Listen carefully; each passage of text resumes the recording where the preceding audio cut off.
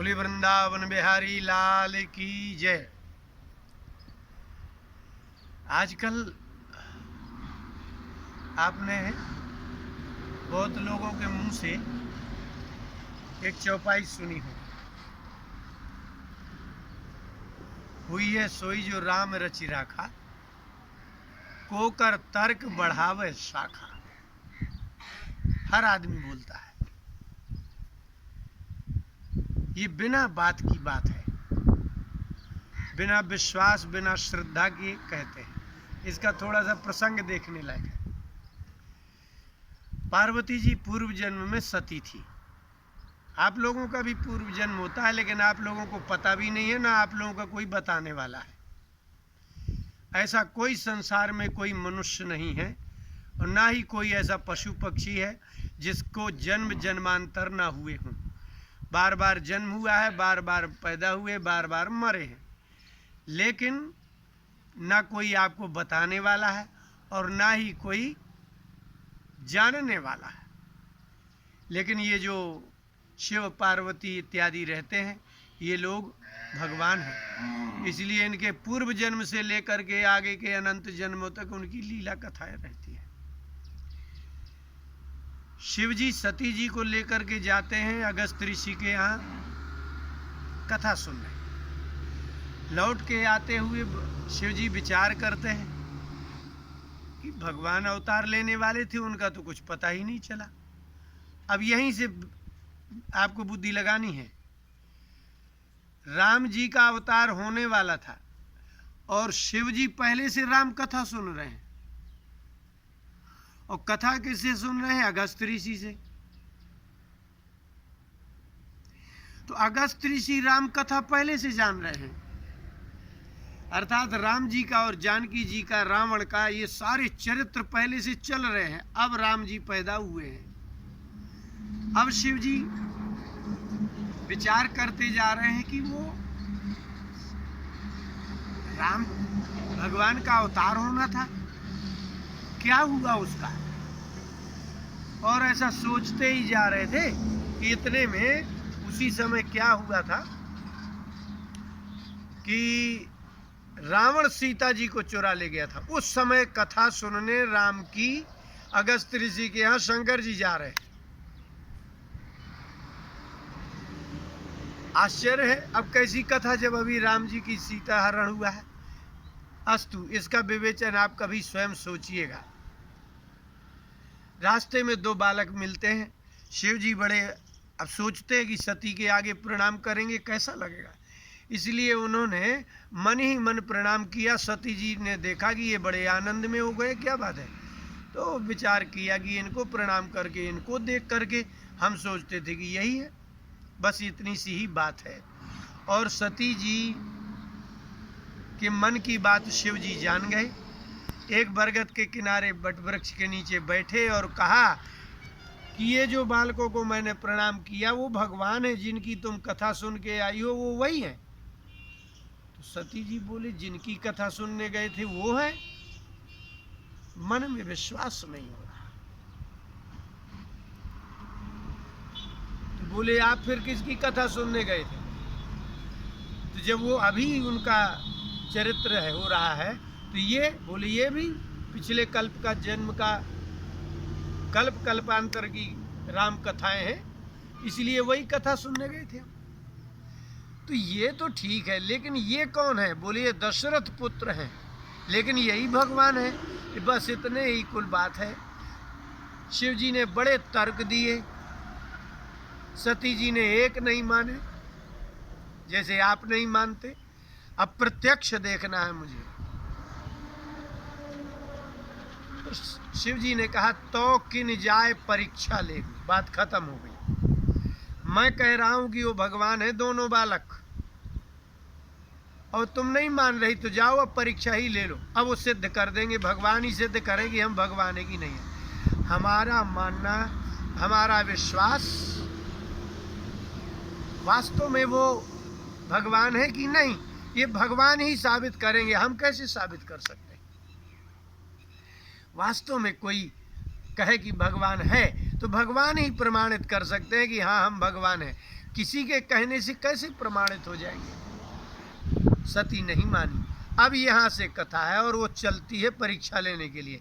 अब शिव जी कहते हैं इस चौपाई को, ये बालकांड के 68वें दोहे की 7वीं चौपाई है। हुई है सोई जो राम रच राखा। ये है यहाँ की बात कि मेरे जैसा बताने वाला, इतने वर्षों से कथा सुन रहे हैं, अगस्त ऋषि जैसे ऋषि कथा सुना रहे हैं, इसके बाद भी सती को विश्वास नहीं हुआ जब भगवान सामने आए। माने भगवान सामने आ जाए। आपने कितनी कथा सुनी है, कितने वेद पुराण पढ़े, कितने गुरुओं की सेवा की है, अगर वह भगवान सामने आ गए तो आपका मन नहीं कहेगा कि ये भगवान है। इसलिए आप मंदिरों में जाकर के भगवान देख सकते हो, और शायद कदाचित कभी अनुग्रह करके भगवान आपके सामने आ जाएं, आप विश्वास करो और वो कहे कि मैं भगवान हूं, आप नहीं मानेंगे।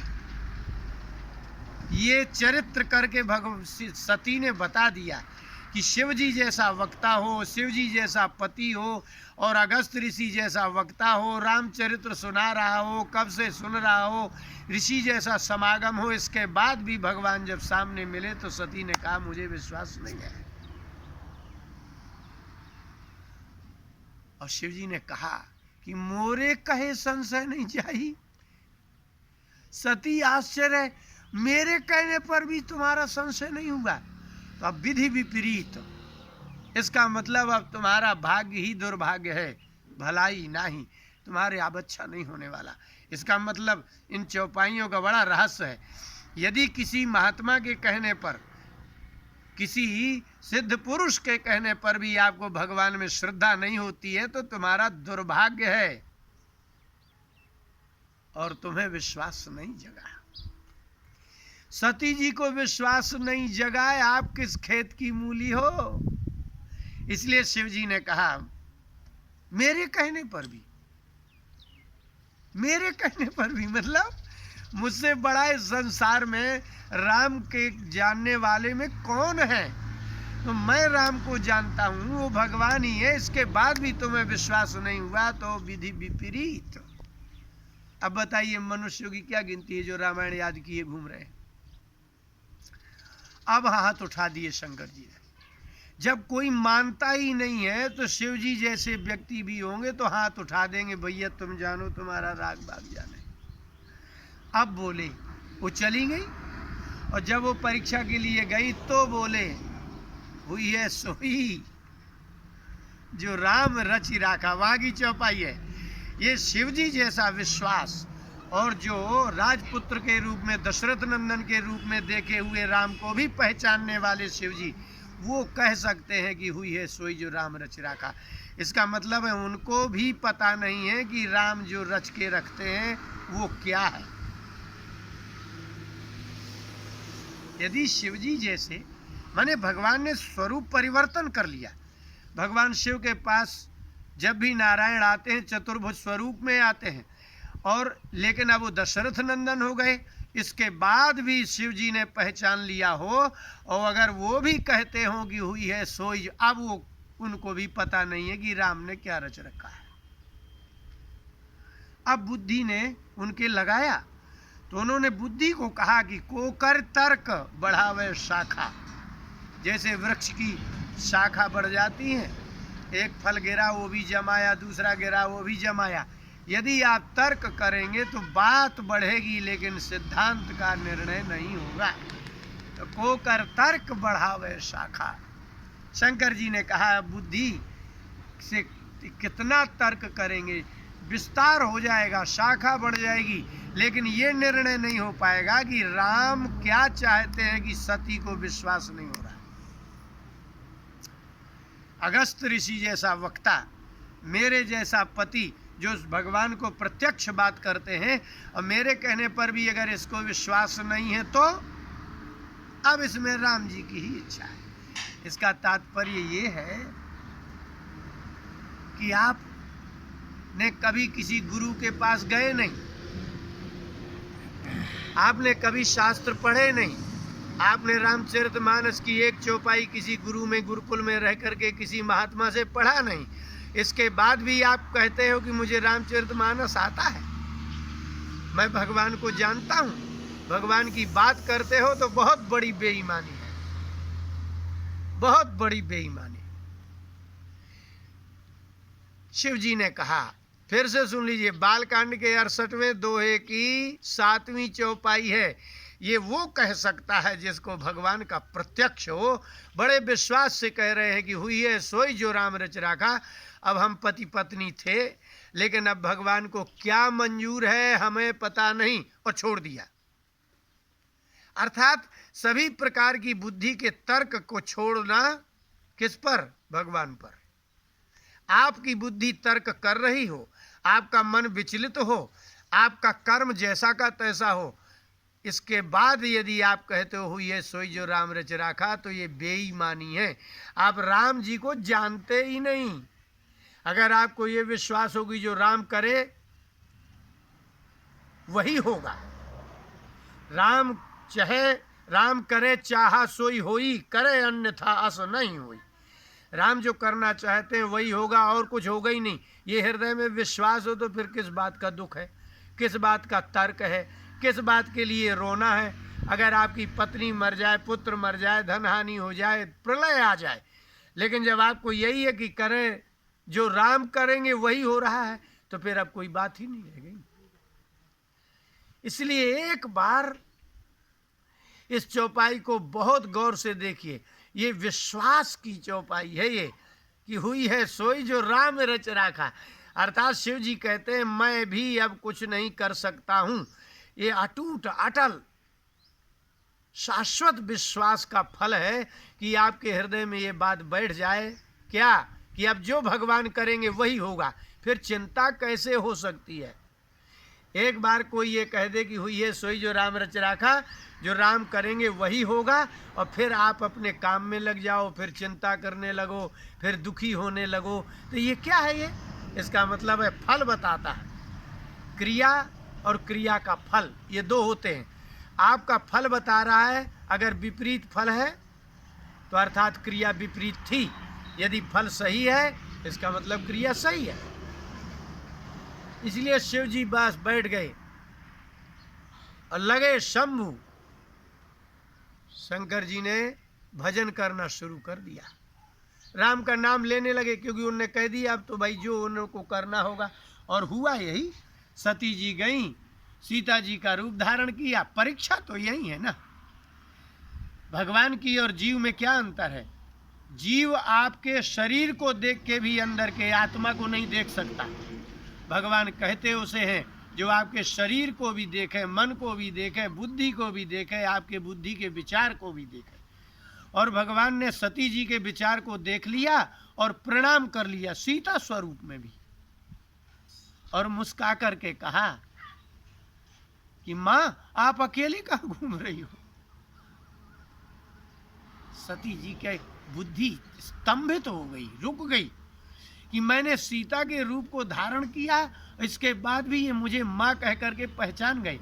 अर्थात जीव किसी भी शरीर में चला जाए, कीट पतंग से ब्रह्मा बन जाए, ब्रह्मा से घोड़ा बन जाए, लेकिन भगवान जानते हैं कि ये ब्रह्मा जी हैं।